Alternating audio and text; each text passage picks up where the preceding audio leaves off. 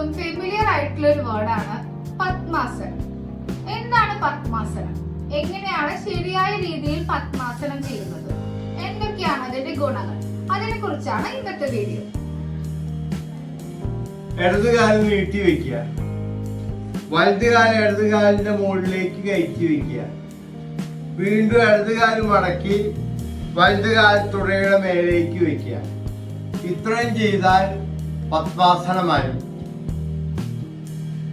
ഇനി ഇതിനോടുള്ള ഗുണങ്ങളെ കുറിച്ചാണ് പറയാനുള്ളത്. അടിവയറ്റിലേക്ക് ധാരാളം പോഷകരക്തം ലഭിക്കും. അതുപോലെ തന്നെ ദഹന സംബന്ധമായ എന്തെങ്കിലും അസുഖങ്ങളോ ബുദ്ധിമുട്ടുകളോ അനുഭവിക്കുന്നവരുണ്ടെങ്കിൽ അവർക്കും ഇത് വളരെ നല്ലതാണ്. പത്മാസനത്തിൽ കുറച്ച് സമയം ഇരിക്കുക. അതിനൊക്കെ നല്ലതാണ്. കാലുവേദന, കാല് കഴപ്പ്, കാല് മരവിപ്പ്, വേദന തുടങ്ങിയിട്ടുള്ള അസുഖങ്ങൾ പ്രായമാകും തോറും കൂടിക്കൂടി വരുന്നൊരു സ്ഥിതിവിശേഷമുണ്ട്. അതിനൊക്കെ നല്ലൊരു പരിഹാരമാണ് പത്മാസനം.